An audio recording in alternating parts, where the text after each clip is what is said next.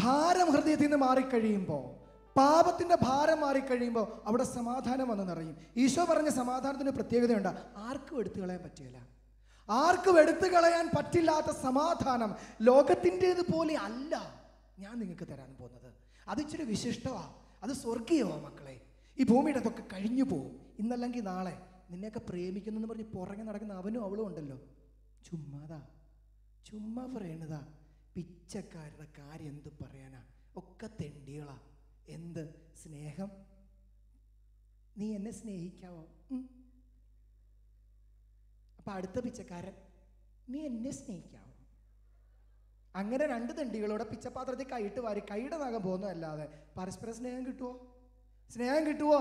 പിന്നെ എന്ത് കിട്ടും? എന്താടാ അവള് പോയി.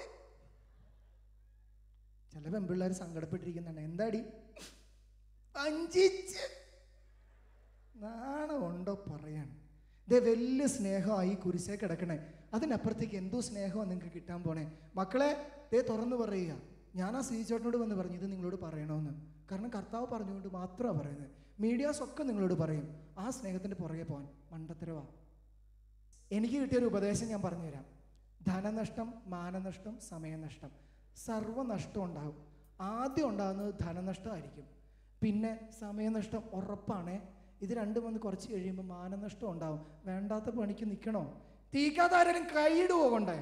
ബോധമുള്ളവർ ചെയ്യില്ല, വെള്ളം ഒടിച്ച് ചെയ്യും. അങ്ങനെ ആരും വെള്ളം ഒടിച്ച് ചെയ്യണ്ട. ഇവിടെ മക്കളെ 10 കൽപ്പന ലംഘിക്കും. 1 അല്ല 2 അല്ല 10 കൽപ്പന നിങ്ങൾ ലംഘിക്കും. വേണോ? അങ്ങനൊരു ജീവിതം വേണോ നിങ്ങൾക്ക്? ഇനി ഈശോ എടുക്കുന്ന വേറൊരു സ്നേഹത്തിലേക്ക് പോകണോ നിങ്ങൾക്ക്? ഈ മക്കളെ ഈശോ മാത്രമായിരിക്കണേ നിങ്ങളുടെ ജീവിതത്തിൽ. അവനല്ലാതെ വേറൊന്നും ഉണ്ടായാൽ പിന്നെ അവിടെ ഒരു സന്തോഷം ഉണ്ടാവില്ല, ഈ പറയുന്ന സമാധാനം ഉണ്ടാവില്ല. രക്ഷ അവനിൽ മാത്രമാ. അതറിഞ്ഞോണ്ട മക്കളെ അച്ഛൻ ഈ ബ്രഹ്മചര്യം, ദാരിദ്ര്യം, അനുസരണം എന്ന് പറയുന്ന 3 വ്രതങ്ങളെടുത്ത് OCD സഭയിൽ അംഗമായത്. ഞാൻ നിങ്ങളോട് തുറന്നു പറയാം, വീണിട്ടൊന്നുമില്ല എങ്ങും പോയി. എന്നാൽ പോലും എനിക്കിതിൻ്റെയൊക്കെ രസം അറിയാം. അതുകൊണ്ട് തന്നെ പറയുക, വേണ്ട മക്കളെ വേറൊരു സ്നേഹത്തിൻ്റെ പുറകെ പോകണ്ട. ഇതേ അങ്ങേ അറ്റം വരെ ഞാൻ പറയാം, നിങ്ങളുടെ ഒന്നും അപ്പനെയും അമ്മയും പോലും നിങ്ങൾ കൂടുതൽ സ്നേഹിക്കാൻ പാടില്ല. തിരിച്ച് പ്രതീക്ഷിക്കും നമ്മൾ ഒത്തിരി സ്നേഹിച്ചാൽ കിട്ടുകയില്ല. നിങ്ങൾക്ക് കിട്ടുമായിരിക്കും, അവരൊക്കെ തരുമായിരിക്കും, പക്ഷെ തിരിച്ച് കിട്ടി കൊതി തീരില്ല. നിങ്ങൾക്കറിയോ, ഞാൻ അപ്പനും അമ്മയ്ക്ക് ഒരു മോനാ നിങ്ങളോട് പറഞ്ഞായിരുന്നോ?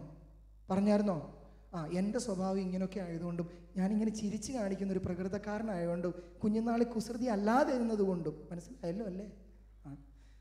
ഞാൻ 3 സ്കൂളിലാണ് പഠിച്ചതേ. നല്ല സ്വഭാവമായിരുന്നുകൊണ്ട് അപ്പോൾ അതുകൊണ്ട് എന്നെയൊക്കെ എല്ലാവർക്കും ഇഷ്ടമായിരുന്നു. എൻ്റെ ചേച്ചി എന്നെക്കാൾ 8 വയസ്സ് മൂത്തതാണ്. അവളും എന്നെ സ്നേഹിക്കുക മാത്രമേ ചെയ്തിട്ടുള്ളൂ. പക്ഷേ എൻ്റെ ഏറ്റവും വലിയ പരാതി എന്താണെന്നറിയോ? എന്നെ ആരും സ്നേഹിക്കുന്നില്ല. എന്തൊരു വിരോധാഭാസമാണ്, കോൺട്രഡിക്ഷൻ. am I correct? ശരിയല്ലേ പറഞ്ഞേ? ഇപ്പോഴും എൻ്റെ പെങ്ങളെന്നെ അതുപോലെയാണ് സ്നേഹിക്കുന്നത്. എല്ലാവർക്കും എന്നോട് സ്നേഹമാണ്. പക്ഷേ എൻ്റെ ഏറ്റവും വലിയ പരാതി എന്തായിരുന്നു? എന്നെ ആർക്കും ഇഷ്ടമില്ല, എന്നെ ആർക്കും വേണ്ട. എത്ര രാത്രികൾ വെറുതെ കരഞ്ഞ് കണ്ണ് വെറുതെ വൃത്തിയേടാക്കി കളഞ്ഞു, ഉറക്കം കളഞ്ഞു, എന്തുമാത്രം സങ്കടപ്പെട്ടു. എന്തിനാ? പക്ഷെ അവസാനം ഉണ്ടല്ലോ, ഈ കുരിശെ തൂങ്ങിക്കിടക്കുന്നവൻ്റെ സ്നേഹം അറിഞ്ഞു കഴിഞ്ഞപ്പോൾ ഒരു കാര്യം എനിക്ക് മനസ്സിലായി, ഈ ലോകത്തിൽ എല്ലാവർക്കും എന്നോട് സ്നേഹമാണ്. അത് കഴിഞ്ഞപ്പം ഞാനിങ്ങനെ ആളെ തപ്പി നടക്കുക, ആരെങ്കിലും ഒന്ന് സ്നേഹിക്കാൻ കിട്ടുമെന്ന്. അതുകൊണ്ട് മക്കളെ, ഈ സ്നേഹം, ഈ കൈ വിരിച്ച് പിടിച്ച് കിട്ടുന്ന സ്നേഹം ഉണ്ടല്ലോ, ഈ നിൽക്കുന്ന ആ സ്നേഹത്തിനപ്പുറത്തേക്ക് മറ്റൊരു സ്നേഹം നമ്മുടെ ജീവിതത്തിൽ പ്രവേശിച്ചാൽ അതോടെ തീർന്നു ഈ ജീവിതത്തിൻ്റെ എല്ലാ രസവും. വരാനിരിക്കുന്ന ജീവിതത്തിൻ്റെ രസവും അതോടെ തീരുവാണ്. ഒരു ദിവസം ഞാൻ കൊച്ചു പിള്ളേരുടെ അടുത്ത് ക്ലാസ് എടുക്കാൻ പോയപ്പോൾ അവരോട് ചോദിക്കും, ഞങ്ങൾ ആരാ നിങ്ങളെ ഏറ്റവും കൂടുതൽ സ്നേഹിക്കണേ? ഈച്ചാന്ന് അവർ പറയും. നമുക്ക് സന്തോഷം അത് കേൾക്കണേ. സത്യമാണോടാ? അല്ലോ. പിന്നെ ആരാ? അമ്മയപ്പനും. അവർക്ക് ആ സ്നേഹം കൂടുതൽ അറിയാവുന്നത്. പക്ഷെ ഒരുത്തനെ ഞാൻ പേടിപ്പിച്ച് നോക്കിയിട്ട് മാശം സമ്മതിക്കണില്ല. ആരുടെ കൂടുതൽ സ്നേഹിക്കണേ? ഈശോ. ആരുടെ കൂടുതൽ സ്നേഹിക്കുന്നത്? ഈശോ. നിന്നെ എന്തോരം സ്നേഹിക്കണുണ്ടോ? ഇത്രേ ഉള്ളൂടാ, അത്രേ ഉള്ളൂടാ, ഇത്രേ സ്നേഹിക്കുന്നുണ്ട് അച്ഛാ. എനിക്ക് ഭയങ്കര സന്തോഷമായിരുന്നു കേട്ടപ്പം. അവനിങ്ങനെ പൊങ്ങിക്കുത്തി നിൽക്കുക ഈശോയുടെ സ്നേഹം കാരണം. എവിടെ നിന്ന് ഈ കൊച്ചിൻ്റെ ഹൃദയത്തിലോട്ട് ഇത് കിട്ടിയെന്ന് എനിക്കറിയില്ല. ചില പിള്ളേർക്ക് കുഞ്ഞുനാൾ തൊട്ട് ആ സ്നേഹം കിട്ടും. മക്കളെ, ആ സ്നേഹം ഹൃദയത്തിൽ വന്നു കഴിഞ്ഞാൽ പിന്നെ നമുക്കതിനൊന്നും അതിരില്ല. കർത്താവ് വിരിച്ചേക്കുന്ന കൈക്ക് എവിടെയെങ്കിലും ഒരു അതിരുണ്ടോ? ഇങ്ങനെ വിരിച്ച് പിടിച്ചേക്കണം. ശരിയല്ലേ പറഞ്ഞേ? That goes to infinity. That is a speciality of God's love. മറ്റേ സ്നേഹങ്ങളൊക്കെ തീർന്നു പോകും 10 ദിവസം കഴിയുമ്പം, അല്ലെ 2 മാസം കഴിയുമ്പം, അല്ലെ 15 ദിവസം കഴിയുമ്പം. But only one and only one love, there is no other love greater than. അതാ ഈശോയുടെ സ്നേഹത്തിനപ്പുറത്തേക്ക് മറ്റൊരു സ്നേഹമില്ല. അളന്ന് കുടിക്കാവുന്നതിൻ്റെ അത്രയും കുടിക്കാൻ പറ്റുന്നവരൊക്കെ സന്തോഷയുക്തരായിട്ട് സ്നേഹം കൊടുത്തുകൊണ്ടേയിരിക്കും. അതുകൊണ്ടാണ് പൗലോസ്ലീഹ പറയുന്നത്, ദൈവത്തിൻ്റെ സ്നേഹത്തിൻ്റെ നീളവും വീതിയും ആഴവും ഉയരവും ഗ്രഹിക്കുവാൻ നിങ്ങൾക്ക് ശക്തി ലഭിക്കട്ടെ. ആഗ്രഹമുണ്ടോ നിങ്ങൾക്ക്? കൊതി തീരാത്ത മതിവരാത്ത ഈ സ്നേഹം ആസ്വദിക്കാനായിട്ട് ആഗ്രഹമുണ്ടോ? അങ്ങേര് റീറ്റെയിൽ ഡീലറല്ല, അങ്ങേര് ഹോൾസെയിൽ ഡീലറാ. മനസ്സിലായോ? 5 രൂപയ്ക്കും 10 രൂപയ്ക്കും ഒന്നും കൊടുക്കുകയില്ല. കൊടുക്കുകയാണെങ്കിൽ മുഴുവനോടെ അങ്ങോട്ട് കൊടുക്കുകയുള്ളൂ. ആ കൊടുത്തു കഴിഞ്ഞാൽ നമ്മുടെ സഹിക്കാൻ പറ്റാത്ത അവസ്ഥയിലോട്ടായിപ്പോൾ. ഞാൻ ഓർക്കുന്നുണ്ട്, എൻ്റെ കൂടെ മാണ്ഡ്യ എന്ന് പറയുന്ന സ്ഥലത്ത് ജീസസ് യൂത്തിലെ ഫുൾ ടൈമറായിരുന്ന ഒരു പയ്യനെ ഒരു ദിവസം ആ ഫുൾ ടൈമർഷിപ്പിൻ്റെ ട്രെയിനിങ്ങിൻ്റെ സമയത്ത് ഒരു ആരാധനയുടെ സമയത്ത് ചെറുക്കം കിടന്നു ഒറ്റ കാറിച്ച മതീസോയല്ല സ്നേഹിച്ചത്, മതീസോ എൻ്റെ ഹൃദയം പൊട്ടിപ്പോവുക. എന്തൊരു കഷ്ടം ഇത്! കെട്ടിക്കാറാ വെറുതെ കിടന്ന് കാറുക വെറുതെ. ഞങ്ങളെല്ലാം ഞെട്ടിത്തിരിഞ്ഞു നോക്കി, എന്താടാ സംഭവം? അവൻ മുട്ടുകുത്തി ഇങ്ങനെ നിൽക്കുക, ഞങ്ങളൊക്കെ ഇരിക്കുക. അവൻ മുട്ടുകുത്തി കൈയൊക്കെ വിരിച്ച് പിടിച്ച് ഇങ്ങനെ നിൽക്കുക കുറേ നേരമായിട്ട്. അതൊന്നും നമ്മൾ ശ്രദ്ധിക്കുക, നമ്മൾ കണ്ണടച്ചിരിക്കുകയല്ലേ. നമ്മൾ കർത്താവും നമ്മളുമായിട്ടുള്ള സന്തോഷത്തിൽ ഇങ്ങനെ സുഖിച്ചിരിക്കുന്ന സമയത്ത് ഒരുത്തൻ കിടന്ന് പമ്പം കാറിച്ച, കർത്താവ് മതി, കർത്താവ് സ്നേഹിച്ച, ഇനി സ്നേഹിച്ച എൻ്റെ ഹൃദയം പൊട്ടിപ്പോകും കർത്താവ്. എന്തോ ചെയ്യാനാ? അവസാനം ഈശോയുടെ സ്നേഹത്തിൽ ഭ്രാന്ത് പിടിച്ച് നടക്കുക. ഇപ്പോഴും കാണുന്നവരോടൊക്കെ ഈശോയെ കുറിച്ച് പറയും. മക്കളെ, ഈ സ്നേഹം കിട്ടിയ ആളത്തെ അവസ്ഥ ഇതാ. ഈശോയുടെ സ്നേഹം കിട്ടിയ ആളത്തെ അവസ്ഥ ഇതാ. ആ സ്നേഹം വേണോ നിങ്ങൾക്ക്? വേണോ? ഇനി അടുത്ത് നമ്മൾ പ്രാർത്ഥിക്കാൻ പോകുന്നത്, നമ്മുടെ കുറേ മുറിവുകളൊക്കെ നമ്മുടെ ഹൃദയത്തിലുണ്ട്. എവിടെ നിന്ന് തുടങ്ങുന്നതെന്നറിയാവോ? അങ്ങ് നമ്മളെ ഉരുവായ, നമ്മൾ പോലും മനസ്സിലാക്കാത്ത സമയത്ത് നമുക്ക് കിട്ടുന്ന കുറേ സംഗതികളാണ്. അത് സുഖപ്പെടുത്താൻ ഇവിടുത്തെ വലിയ സൈക്കോളജി പ്രൊഫസേഴ്സൊക്കെ ഇവിടെ വന്നിട്ടുണ്ട്. എനിക്ക് വ്യക്തിപരമായിട്ട് അറിയാവുന്നവരാണ്. ഞാൻ അവരെയൊക്കെ വെല്ലുവിളിക്കാം. തൻ്റെ ഇടം ഉണ്ടെങ്കിൽ ഈ മനസ്സിൻ്റെ മുറിവുകൾ നിങ്ങളത് സുഖപ്പെടുത്തുക. ആ മനസ്സിനെ സുഖപ്പെടുത്താൻ ആർക്കേ പറ്റുള്ളൂ? ഈശോയ്ക്ക് മാത്രമേ പറ്റുള്ളൂ. ചിലർക്ക് ഭയങ്കര സങ്കടമാണ് ചുമ്മാതിരിക്കുമ്പോൾ. എന്തുകൊണ്ടാണ്? സങ്കടങ്ങൾ ഉള്ളിലേക്ക് പോയിരിക്കുക. മക്കളെ, നിങ്ങളോട് ഞാൻ വേറൊരു കാര്യം പറയുന്നത്, ഇപ്പം ഇതിൻ്റെ കൂട്ടത്തിൽ കർത്താവ് ഇങ്ങനെ ഓർമ്മിപ്പിക്കുന്നതുകൊണ്ട് ഞാൻ പറയുന്നതാ. നിങ്ങൾ വിചാരിക്കുന്നുണ്ടോ നിങ്ങൾ കാണുന്നതൊക്കെ നിങ്ങൾ മറന്നു പോകുന്നുണ്ടെന്ന്? നെവർ. നിങ്ങൾ കാണുന്ന ഒരു കാര്യവും മറക്കപ്പെട്ടു പോകുന്നില്ല, പക്ഷെ മറക്കപ്പെട്ടു പോവാം. നമുക്കറിയാം, ഒരു ഫയലിൻ്റെ മുകളിൽ വേറൊരു ഫയൽ വന്ന് വീണ് പഴയ കാര്യങ്ങളൊക്കെ മറന്നു പോകും. പക്ഷേ സമയവും സാഹചര്യം അനുയോജ്യമാകുമ്പോൾ എന്തു പറ്റും? ആ ഫയൽ മുമ്പോട്ട് കയറി വരും. ഇതാണ് നമ്മുടെ മനസ്സിൽ സംഭവിക്കുന്നത്. ഇതുപോലെ എല്ലാ ഇൻഫർമേഷൻസും നമ്മുടെ മനസ്സിലേക്ക് ഇങ്ങനെ ഫീഡ് ചെയ്തുകൊണ്ടേയിരിക്കുക. അതുകൊണ്ടാണ് ചീത്ത ചിത്രങ്ങൾ കാണരുതെന്ന് പറയുന്നത്. കൂടുതൽ അത് കാണും തോറും അതിനുള്ള പ്രവണതയും കൂടി വരും. ഒരു ദിവസം മിഷൻ ലീഗിൻ്റെ ഒരു ക്യാമ്പ് നടക്കുമ്പോൾ ഒരു അച്ഛൻ പറഞ്ഞ സംഭവം ഞാനിങ്ങനെ ഓർക്കുക. അതിനെ ഒത്തിരി സ്വാധീനിച്ചായിരുന്നു. ഈ ഒരു കാര്യത്തെക്കുറിച്ച് ഒരു അറിവ് എനിക്കത് കിട്ടിയത് അവിടുന്നാണ്. ഒരു അച്ഛൻ ഇങ്ങനെ പറയുക, മക്കളെ, നിങ്ങളൊരു കാര്യം ആലോചിക്കണം, മീഡിയാസിന് നിങ്ങളുടെ മേലുള്ള ഇൻഫ്ലുവൻസ് എങ്ങനെയാണ് നിങ്ങൾ മനസ്സിലാക്കണം എന്ന് പറഞ്ഞ അച്ഛൻ പറഞ്ഞൊരു സംഭവമാണ്. ഓർക്കുക, നിങ്ങളൊരു സിനിമ കണ്ടുകൊണ്ടിരിക്കുക. ആ സിനിമയ്ക്കകത്ത് നായകനും നായികയും കൂടെ ഒരു ഇടനാഴിയിലൂടെ, ഇരുണ്ട ഇടനാഴിയിലൂടെ പോയിട്ട് അവർ ദൈവത്തിന് നിരക്കാത്ത എന്തൊക്കെയോ പ്രവർത്തനങ്ങളോട് ഏർപ്പെട്ടു. മനസ്സിലായല്ലോ അല്ലേ? അതൊക്കെ മനസ്സിലാവുമെന്ന് എനിക്ക് നന്നായിട്ടറിയാം. അപ്പോൾ അത് നമ്മുടെ ഈ കണ്ടുകൊണ്ടിരിക്കുന്നവരുടെയൊക്കെ തലച്ചോറിലേക്ക് ഫീഡ് ചെയ്യപ്പെടുക. ശരിയല്ലേ പറഞ്ഞേ? മക്കളെ, നിങ്ങളുടെ ഏറ്റവും നല്ല സുഹൃത്തിൻ്റെ കൂടെ നിങ്ങൾ ചിലപ്പം ഇതുപോലെ സമാനമായ സാഹചര്യങ്ങളിലൂടെ നിങ്ങൾ കടന്നു പോകുന്ന ഒരവസ്ഥ വന്നു കഴിയുമ്പോൾ നിങ്ങളുടെ മനസ്സിൽ കിടക്കുന്ന ഇൻഫർമേഷൻ എന്നതാ, നിങ്ങളുടെ ബ്രെയിനിൽ കിടക്കുന്ന ഇൻഫർമേഷൻ എന്നതാ, you have to do like this. ശരിയല്ലേ പറഞ്ഞേ? ആ കമാൻഡ് തിരിച്ചു വരും നിങ്ങളുടെ ഉള്ളിലേക്ക്. നിങ്ങൾക്ക് തന്നെ നിങ്ങളെ നിയന്ത്രിക്കാനാവാത്ത അവസ്ഥയിലേക്ക് വരും. അച്ഛൻ പറഞ്ഞ മനസ്സിലായല്ലോ? ആരും പൊട്ടന്മാരല്ലെന്ന് എനിക്കറിയാം.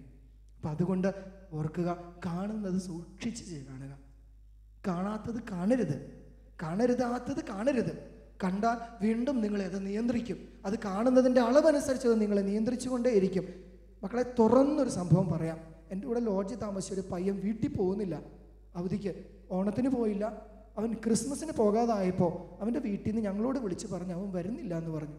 അപ്പോൾ എന്താ സംഭവം എന്ന് ചോദിച്ചാൽ അവൻ പറയില്ല, അവൻ പോവില്ല. ഞങ്ങളെല്ലാം പോയും അവൻ അവിടെ നിന്ന് എങ്ങോട്ടെങ്കിലും പോകും. അപ്പോൾ ഞങ്ങൾ പോയിട്ട് തിരിച്ചു വരുമ്പോൾ അവൻ അവിടെ കാണുകയും ചെയ്യും. അവൻ വീട്ടിൽ പോകുന്നില്ല. കാരണം നിങ്ങൾക്കൊരു കാര്യം അറിയാം എന്താ സംഭവം എന്ന്. ആ സമയത്ത് CDs ഒന്നും ഇറങ്ങിയിട്ടില്ലാത്ത സമയമാണ്. അവൻ അന്ന് VCRലിട്ട് കാണുന്ന വീഡിയോ കാസറ്റ്സ് മാത്രമേ ഉണ്ടായിരുന്നുള്ളൂ. കണ്ടിന്യൂസ് ആയിട്ട് ഒരാഴ്ച 2-3 ബ്ലൂ ഫിലിം കണ്ട് ഇവൻ വീട്ടിൽ പോയാൽ ഇവൻ്റെ അമ്മയെയും പെങ്ങന്മാരെയും പോലും നേരെ നോക്കാൻ അവന് പറ്റുന്നില്ല. തുറന്നു പറയാ നിങ്ങളുടെ അച്ഛന്, വേദനയോടുകൂടി തന്നെയാണ് പറയണത്. എന്നിട്ട് സംഭവിക്കണത് എന്നറിയോ? ഇവനൊരു സ്ത്രീയെ കാണുമ്പോൾ അവൾക്ക് വസ്ത്രമില്ല. അവനൊരു സ്ത്രീയെ കണ്ട നഗ്ന ശരീരമായിട്ട് അവന് തോന്നുന്നത്. മക്കളെ, അവൻ്റെ ജീവിതത്തിൻ്റെ അധപ്പതനം ഭയങ്കരമായിരുന്നു. പൊട്ടിക്കരയായിരുന്നു. ആര് ചോദിച്ചിട്ടും പറഞ്ഞില്ല. അവസാനം ഒരു രാത്രിയിൽ എൻ്റെ കഥകെ മുട്ടിയിട്ട് അവൻ പറഞ്ഞു, എടാ എനിക്ക് നിന്നോടൊന്ന് പറയാനുണ്ടൊരു കാര്യം. എന്നിട്ട് അവന് കരഞ്ഞുകൊണ്ട് ഏങ്ങലടിച്ച് കരഞ്ഞു, ഞാൻ എങ്ങനെ വീട്ടിൽ പോടാ നീ പറ. ഒന്നാമത്തെ ഒരു കത്തോലിക്ക പയ്യൻ പൊട്ടിക്കരഞ്ഞുകൊണ്ട് എൻ്റെ അടുക്ക് വന്ന് പറഞ്ഞതാ അത്. മക്കളെ, ഞാനും കരഞ്ഞു പോയി അവൻ്റെ സങ്കടം കണ്ടിട്ട്. ഞാനും ചിന്തിച്ചു പോയി, എന്തൊരവസ്ഥയാണ് മക്കളെ അത്. നോക്കിയേ, ആ പാപത്തിൻ്റെ കുഴിയിലേക്ക് വീണ് കഴിഞ്ഞാൽ മക്കളെ അത് നിങ്ങളെ താത്തോണ്ടങ്ങ് പോവും. വലിയ പാടെ പൊങ്ങി വരാൻ വീഴാതെ സൂക്ഷിക്കുക. ആരെങ്കിലും വീണിട്ടുണ്ടെങ്കിൽ കർത്താവിൻ്റെ കൈ പിടിച്ച് പത്രോസിനെ പോലെ വെള്ളത്തിൽ നിന്ന് പൊങ്ങി വരണം നമ്മൾ മക്കളെ. എന്നിട്ട് നിങ്ങൾക്കറിയുമോ, ആഴ്ചകൾ മാസങ്ങൾ കുത്തിയിരുന്ന് പ്രാർത്ഥിച്ച് 2-3 ധ്യാനം കൂടിയിട്ട് അവസാനം അതുപോലെ ഉപവസിച്ച് പ്രാർത്ഥിച്ച് കഴിഞ്ഞ് അപ്പം ഞാൻ വീട്ടിൽ പോയി സന്തോഷത്തോടെ. ഇന്ന് ഭാര്യ മക്കളൊക്കെ ആയിട്ട് ജീവിക്കുന്നത്. എനിക്കറിയാം എവിടെയാണ് ജീവിക്കുന്നതെന്നും. അച്ഛനോട് ഇടയ്ക്കിടയ്ക്ക് വിളിക്കാറുമുണ്ട്. അതുകൊണ്ട് മക്കളെ, ഞാൻ നിങ്ങളോട് പറയുന്നു, വെറുതെ ആവശ്യമില്ലാത്ത സാഹചര്യങ്ങളിലേക്ക് വീണ്ടും പോയി വീഴരുത്. കാരണം 24 മണിക്കൂറും നമ്മുടെ ശത്രു ജാഗ്രതയുള്ളവനാണ്. സാത്താനെ പേടിയുള്ളൊരു കൈപൊക്കിക്ക്. ഇപ്പം ഇങ്ങോട്ട് വന്നാൽ കാണാൻ കളി ഒറ്റ ഓർമ്മ ഈ കസേരയിൽ എങ്ങും കാണുകയില്ല. ശരിയല്ലേ പറഞ്ഞേ? സാത്താനെ പേടിയില്ലാത്തവരൊന്ന് കൈപൊക്കിക്ക്. ഞാൻ കാരണം ചോദിക്കും, പേടിപ്പിക്കുകയും ചെയ്യും. ഇതേ കൈയെല്ലാം താന്നു പോയില്ല. താത്തിട്ടെ മക്കളെ, നമ്മൾ കാണുന്ന എന്താണെന്നറിയോ? ചുമ്മാ റീപ്ലേയാ. ഇന്ത്യ പാകിസ്ഥാനോട് ജയിച്ച ഒരു കളി റീപ്ലേ കണ്ടിട്ട് ആരെങ്കിലും പേടിക്കൂടാ? ലാസ്റ്റ് ഓവറിലാണ് നമ്മൾ ജയിച്ചത്, അവസാനത്തെ ബോളിലാണ് നമ്മൾ ജയിച്ചത്. അതുവരെ നമ്മൾ ഇച്ചിരി ടെൻഷനൊക്കെ വരും, പക്ഷെ പേടിക്കുമോ? അങ്ങേര് ജയിച്ച കളിയായത്.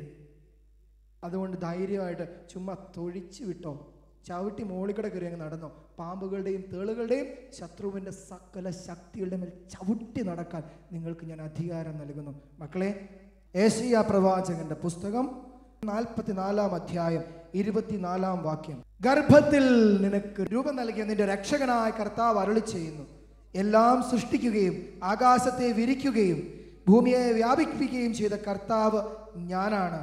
ആരുണ്ടായിരുന്നു അപ്പോൾ എന്നോടൊന്നിച്ച്? അപ്പൊ ആരാ ഗർഭത്തിൽ നമുക്ക് രൂപം തന്നത്? അപ്പനും അമ്മേ വാ. ആർക്ക് സെലക്ട് ചെയ്യാൻ പറ്റും ഈ ലക്ഷക്കണക്കിന് ബീജങ്ങളിൽ നിന്ന്?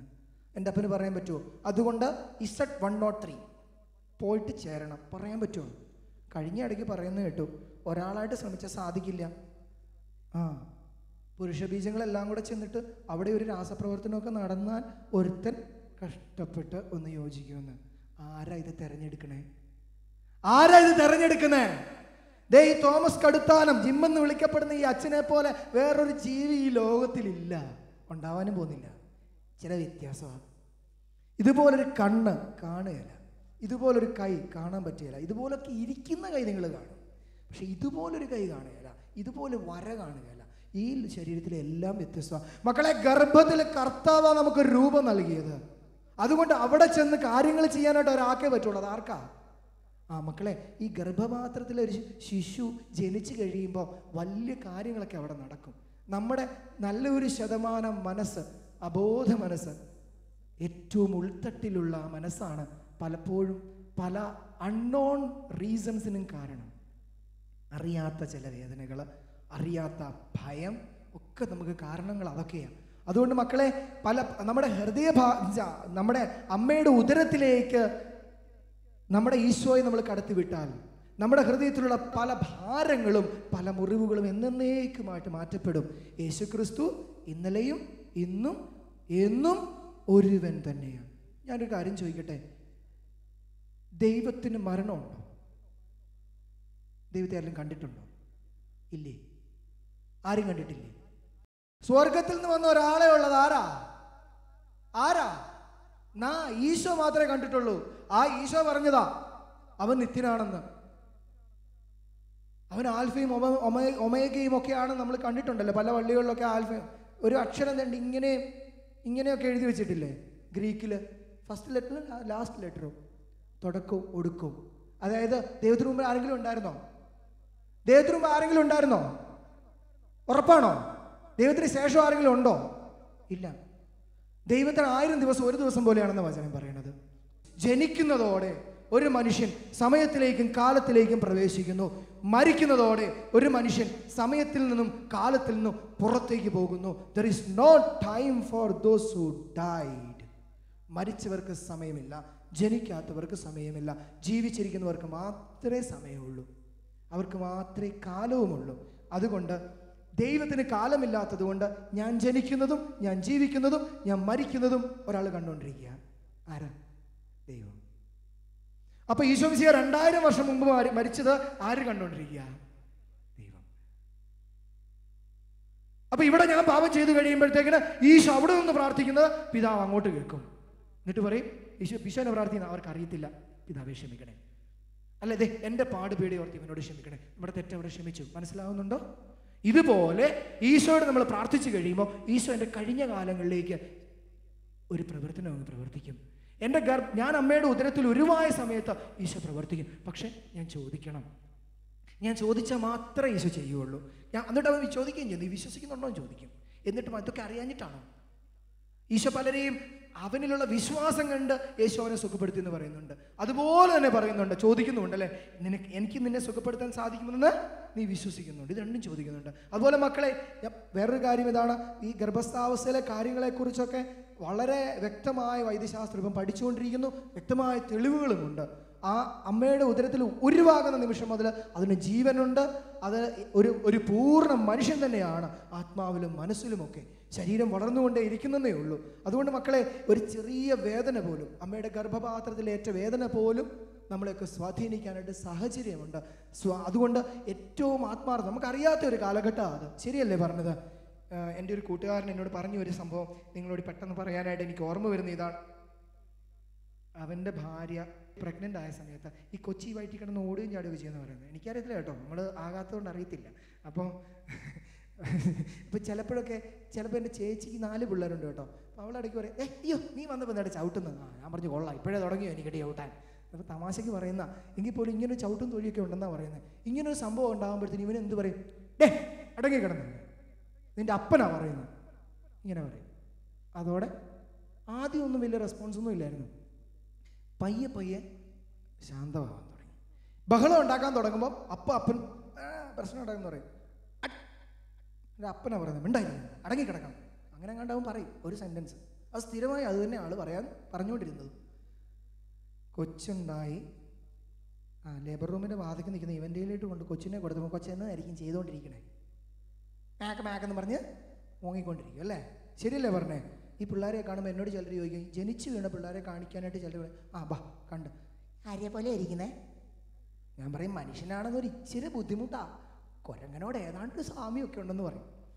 എൻ്റെ പൊന്നു മക്കളെ, ചോദിച്ചാൽ എനിക്ക് മനസ്സിലാകത്തില്ല, ഇച്ചിരി വലുതായാൽ പോലും പാടാ എനിക്ക് പിടുത്തം കിട്ടാൻ.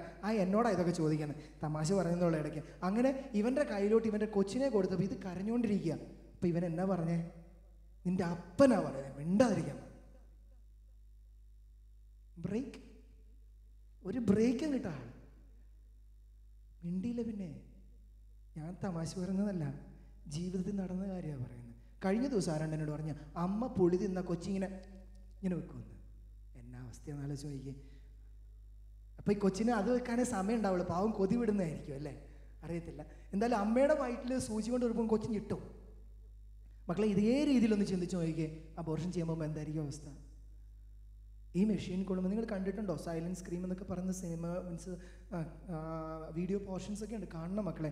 ഈ മെഷീൻ കൊണ്ട് ഈ കുഞ്ഞിനെ കൊല്ലാൻ ചേരുമ്പോൾ ഈ കുഞ്ഞ് വയറ്റിൽ കിടന്ന് ഓടുന്നത് കാണാൻ പറ്റും. എന്നിട്ട് അതിൻ്റെ കുഞ്ഞ് ചൂണ്ട് തന്നെ ഇങ്ങനെ മൂവ് ചെയ്യുന്നത് കാണാൻ പറ്റും. അമ്മേ എന്നെ കൊല്ലല്ലേ, അമ്മേ എന്നെ കൊല്ലല്ലേ, അമ്മേ എന്ന് പറഞ്ഞാൽ ഇതിങ്ങനെ കാര്യം നമുക്കത് ശരിക്കും ഫീൽ ചെയ്യും, ശരിക്കും സങ്കടം വരും നമുക്കത് കാണുമ്പോൾ. പിന്നെ അബോർഷൻ ചെയ്യുന്നതിൻ്റെ ഒറിജിനൽ വീഡിയോ ഒരിക്കലും കണ്ട പിന്നെ നിങ്ങൾ ഒരിക്കലും അതിന് സപ്പോർട്ട് ചെയ്യത്തില്ല, നിങ്ങൾ ഒരിക്കലും അതിന് കൂട്ടു നിൽക്കില്ല. മക്കളെ, അത്ര പാവനമായിട്ടാണ് അമ്മയുടെ ഗർഭപാത്രം ദൈവം സൃഷ്ടിച്ചിരിക്കുന്നത്. മക്കളെ, ആ സമയത്ത് നമുക്ക് കുറേ വേദനകളൊക്കെ ഉണ്ടായിട്ടുണ്ടാവും സാഹചര്യങ്ങളിൽ നിന്ന്. പിന്നെ വീട്ടിൽ ചെന്ന് കഴിഞ്ഞാൽ ഉടനെ അങ്ങോട്ട് ചെന്നിട്ട് പിരിഞ്ഞങ്ങോട്ട് നിന്നിട്ട്, കൊള്ളാം, ഇത്രയും കാലമായിട്ട് എനിക്ക് അറിയത്തില്ലായിരുന്നു ഞാനെന്നാ ഇങ്ങനെയെന്ന്, ഇപ്പോഴാണ് മനസ്സിലായ. ഈ അമ്മയുടെ ഒറ്റയൊരുത്തിയുടെ പ്രശ്നമായതല്ല, ഞാൻ വയറ്റിലായിരുന്നപ്പോൾ എന്നൊക്കെ പരിപാടിയാണ് കാണിച്ചത്. ചോദിച്ചേക്കരുത് പോയിട്ട് കേട്ടാ, അതിനുവേണ്ടി അല്ലച്ചൻ ഇത് പറയുന്നത്. അല്ലേ പറഞ്ഞേക്കണം, അപ്പനന്ന് കള്ളു കുടിച്ച് അമ്മയ്ക്കടി ചവിട്ടിയപ്പോഴേ ഞാൻ ഓർത്തതാ എനിക്ക് നടുവേദന ഉണ്ടാവുമെന്ന്. അമ്മ പറഞ്ഞിട്ടും ഉണ്ടാവും, എന്ത് ചെയ്യാൻ പറ്റും? അതിനല്ല മക്കളെ, അറിവില്ലാത്ത കാലഘട്ടങ്ങളിൽ അവർ ചെയ്യുന്നതിന് ചോദ്യം ചെയ്യാനല്ല. നിങ്ങൾക്ക് വയറ്റിലൊരു കൊച്ചുണ്ടാകുമ്പോൾ അതിനെ വൃത്തിയായിട്ടും മെനയായിട്ടും കാത്തു സൂക്ഷിക്കാനായിട്ടാണ് നിങ്ങളോട് ഞാൻ പറയുന്നത്. ആത്മാർത്ഥമായിട്ട് പ്രാർത്ഥിച്ച് കുഞ്ഞുങ്ങളെ ജനിപ്പിക്കുന്ന കൂട്ടുകാരൊക്കെ എനിക്കുണ്ട്. ആ കുഞ്ഞുങ്ങളുടെയൊക്കെ വ്യത്യാസം. ഞാൻ കഴിഞ്ഞ ദിവസം ഒരു കൂട്ടുകാരൻ്റെ വീട്ടിൽ പോയി. അജു എന്ന് പറയും. അവൻ്റെ ആദ്യത്തെ മോളുടെ കാര്യം ഭയങ്കര രസമാണ്. അവൾ ജനിച്ച് വീണേ പിന്നെ സാധാരണ പിള്ളേർ ഉറങ്ങി എഴുന്നേറ്റ് എന്താ ചെയ്യണേ? കരയും. ഇത് അങ്ങോട്ട് എഴുന്നേറ്റ് ഇങ്ങനെ അങ്ങ് ചെയ്യും. സത്യം ഞാൻ പറഞ്ഞതാ. കഴിഞ്ഞ ദിവസം ആ കൊച്ചിൻ്റെ അടുക്ക് കുമ്പസാരിക്കാനും വന്നു. അവൾ കുമ്പസാരിക്കാൻ വന്നപ്പോഴും ചിരിച്ചോണ്ടാവുന്നത്, കുമ്പസാരിച്ചിട്ട് എപ്പോഴും ചിരിച്ചോണ്ടാവുന്നത്. എന്നാൽ പാവമൊക്കെ പശ്ചാത്താപത്തോടെ പറയുകയും ചെയ്തു. അവളെ കാണുന്ന എല്ലാവരും ചിരിച്ചു പോകും എന്ന് പറഞ്ഞാൽ മോന്ത്ര വക്രിച്ചിരിക്കുന്നതുകൊണ്ടല്ല, ഫ്രെയിം ചെയ്യാൻ വയ്യാത്ത മുഖമൊന്നുമല്ലല്ലോ, സുന്ദരി കൊച്ചവള്. പക്ഷെ മക്കളെ, അവളുടെ ഒരു വ്യത്യാസം, അത് പ്രാർത്ഥിച്ചുണ്ടായ കൊച്ചവള്. അവൾ എന്ത് പെട്ടെന്ന് വചനം പഠിക്കുന്നേ, എന്ത് സൂപ്പറായിട്ട് പ്രാർത്ഥിക്കുന്നേ, എന്ത് രസം അവളുടെ കൂടെ സമയം ചെലവഴിക്കാനായിട്ട്. ഈശോയുടെ സ്നേഹം നിറഞ്ഞൊഴുകുക. വേറെ സാക്ഷ്യം പറയാനായിട്ടൊക്കെ എനിക്ക് ഒത്തിരി ഉണ്ട്. അവർ ചിലരൊക്കെ ഇവിടെ ഉള്ളതുകൊണ്ട് ഞാൻ പറയില്ല. അത് എനിക്ക് വേറെ കുറച്ച് പിള്ളേരെയൊക്കെ അറിയാം. ഈശോ കൊടുത്ത പിള്ളേർ, അവൾ പ്രാർത്ഥിച്ചുണ്ടായ പിള്ളേർ. എന്ത് കുഞ്ഞുനാൾ തന്നെ എന്തോരം കൊന്തകളായി കുഞ്ഞുങ്ങൾ ചെല്ലുന്നത്. ഇപ്പോഴും അറിയത്തില്ല മൊത്തം രഹസ്യം ഇവിടെ ഇരിക്കുന്ന ഒറ്റ ഒരെണ്ണത്തിന്, വളരെ ചുരുക്കത്തിനെ അറിയത്തുള്ളൂ. അപ്പോൾ മക്കളെ, നിങ്ങളൊന്ന് ആലോചിച്ച് നോക്കിയേ, അമ്മയുടെ ഉദരത്തിൽ നിന്ന് കിട്ടുന്നതിന് വലിയ സ്വാധീനമുണ്ട് നമ്മുടെയൊക്കെ ജീവിതങ്ങളിൽ. അതുകൊണ്ട് ആ ജീവിതത്തിലേക്ക് അല്ലെങ്കിൽ ആ മേഖലയിലേക്ക് കർത്താവിനെ വിളിച്ച് നമ്മൾ പ്രാർത്ഥിക്കണം. പല ബന്ധനങ്ങളും അതോടുകൂടി നമ്മൾ ഒരിക്കലും മാറില്ല എന്ന് നമ്മൾ വിചാരിച്ചേക്കുന്ന പലതും മാറിപ്പോകാനായിട്ട് സാധ്യതയുണ്ട്, അല്ലെങ്കിൽ മാറിപ്പോകും. കാരണം യേശുക്രിസ്തു രക്ഷകനാണ്. യേശുക്രിസ്തു അവൻ നമ്മുടെ ജീവിതത്തിലേക്ക് തിരിച്ചു പോകാൻ കഴിവുള്ള ദൈവമാണ്. ആദ്യം പറഞ്ഞത് വീണ്ടും ഞാൻ പറയുന്നു, ഹീസ് നോട്ട് ആൻ ഐഡിയ. അവനൊരറിവല്ല, അവനൊരാശയമല്ല, ബട്ട് ഹീ സ്റ്റിൽ ലിവ്സ്. ഇന്നും ജീവിക്കുന്നവനാണ്.